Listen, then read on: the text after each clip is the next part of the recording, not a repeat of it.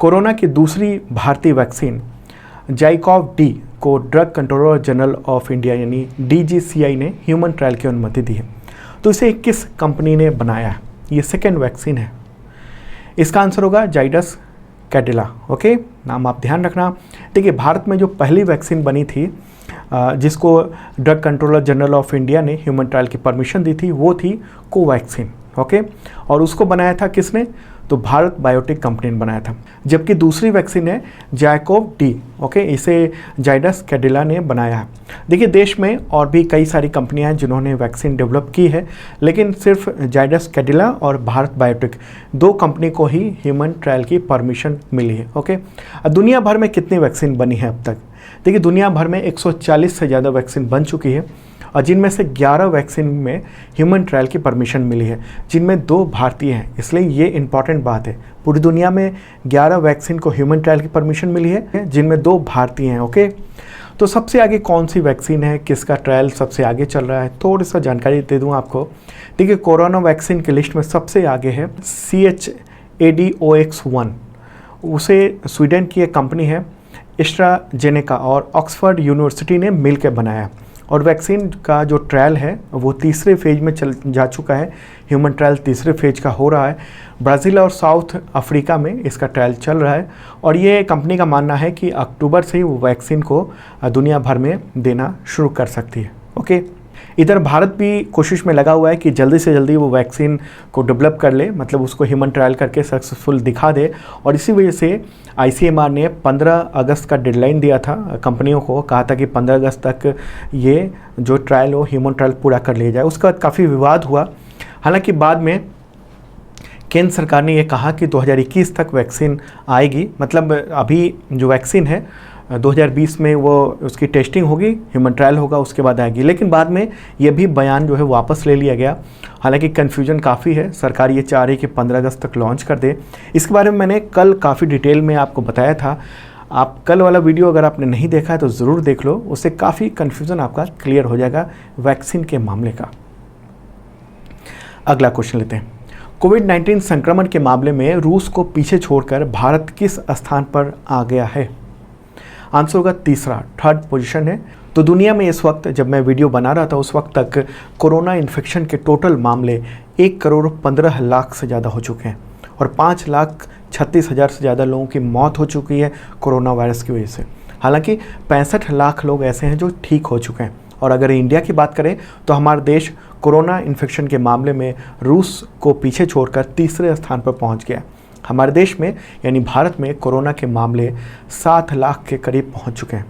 Okay, 19,700 लोगों की जान जा चुकी है कोरोना वायरस की वजह से, बहुत बड़ा आंकड़ा है। जबकि ठीक होने वालों की संख्या 4,24,000 है। ओके, देश में पिछले 24 घंटे में यानी 5 और 6 जुलाई के बीच में इन्फेक्शन के 24,248 नए मामले आ चुके हैं। ओके, और 425 लोगों की मौत हो चुकी है। तो ये स्थिति है देश में। हालांकि सरकार का ये कहना है कि जो दूसरे देश हैं वहाँ अगर आबादी की तुलना करें, आबादी के अनुपात में भारत में कम केस हैं। लेकिन अगर ये पूछें हम सरकार से कि आबादी के अनुसार दूसरे देश जितने टेस्ट कर रहे हैं उस अनुपात में हम कितने टेस्ट कर रहे हैं, तो पता चलता है कि बहुत कम टेस्ट हो रहा है। ओके, और फिर भी इतने सारे मामले देखने को मिल रहे हैं। तो कोरोना के मामले में नंबर 1 पे है America, United states of America. 2nd position पे है ब्राज़ील। ओके, और तीसरे पे इंडिया आ गया है। अगला क्वेश्चन लेते हैं। उपराष्ट्रपति M वेंकैया नायडू ने आर्ट ऑफ लिविंग के भारतीय सोशल मीडिया ऐप को लॉन्च किया। तो इसका नाम बताएं।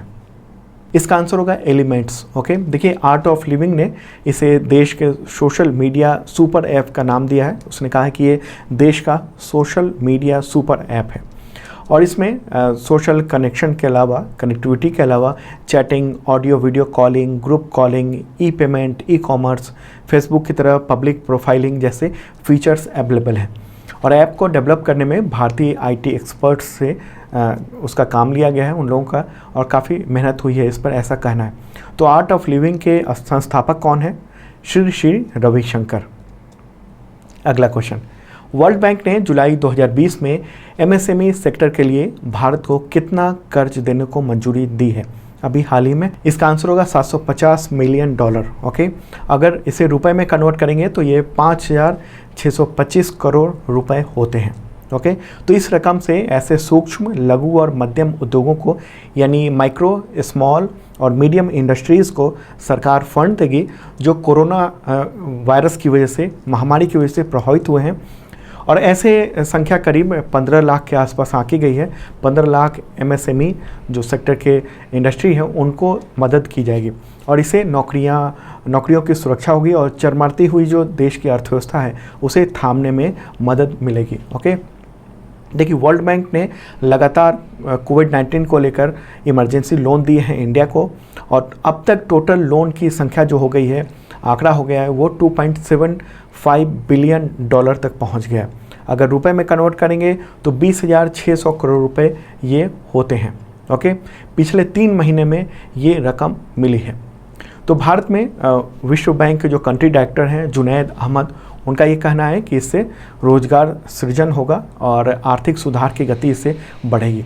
तो वर्ल्ड बैंक की बात हो रही है, वर्ल्ड बैंक ने दिया है लोन, तो उसका मुख्यालय कहाँ पर है? Washington DC। स्थापना कब हुई थी? जुलाई 1944 में। और प्रेसिडेंट कौन है वर्ल्ड बैंक के? David Malpass.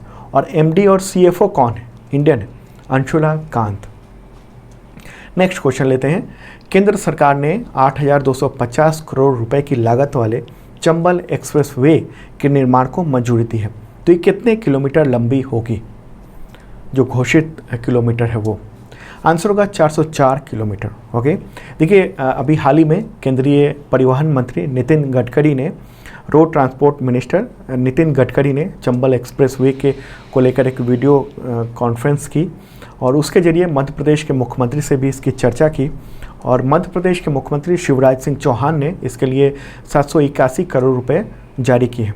मतलब टोटल जो बजट है इस प्रोजेक्ट का वो 8,250 करोड़ रुपए है। तो उसमें से कुछ रुपए अलग अलग राज्यों को भी देना है, कुछ सेंट्रल गवर्नमेंट भी देगी। तो उसमें मध्य प्रदेश सरकार ने 781 करोड़ रुपए दिए हैं, तो ये भी आप ध्यान रखना।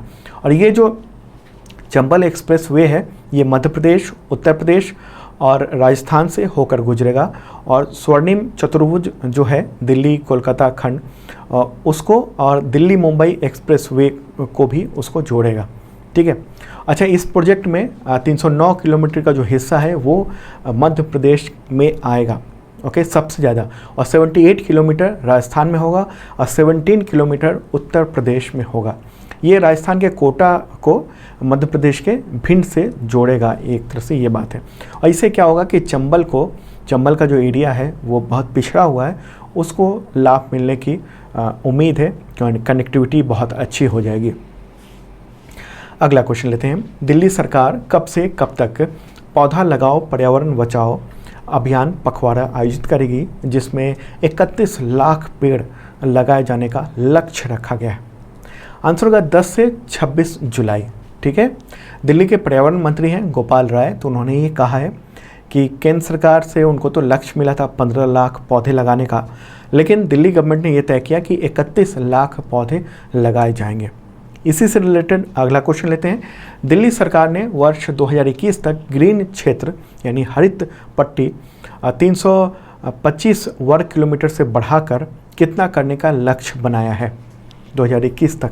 आंसर होगा 350 वर्ग किलोमीटर। ओके, तो ये सब अभियान है पौधारोपण को लेकर।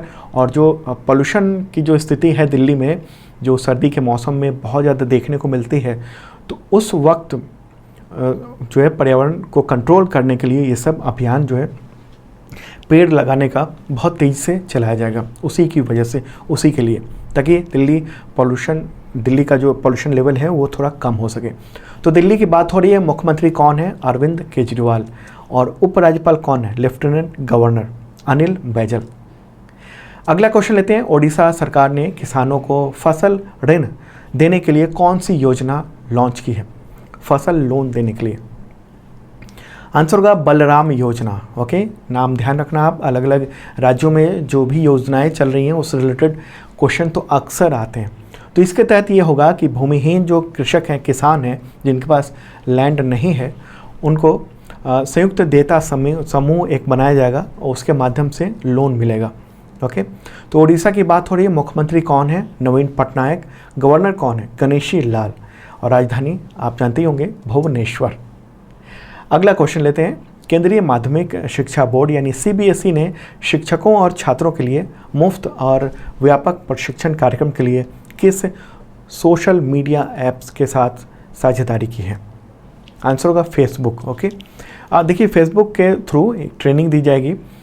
उसमें डिजिटल सुरक्षा पर फोकस किया जाएगा और डिजिटल ट्रेनिंग कैसे दी जाए, स्टूडेंट्स को पढ़ाया कैसे जाए, इसके बारे में खास तौर पे टेक्निकल नॉलेज दिए जाएंगे। ओके, तो CBSE की बात हो रही है, उसके चेयरमैन कौन है? अभी बनाए गए हाल ही में, 1-2 महीने हुए हैं, मनोज आहूजा। नेक्स्ट क्वेश्चन लेते हैं। 2 बार के ओलंपिक गोल्ड मेडलिस्ट चीनी खिलाड़ी हैं लिन डैन, तो उन्होंने 20 साल के करियर के बाद खेल को अलविदा कह दिया। तो किस खेल से जुड़े थे?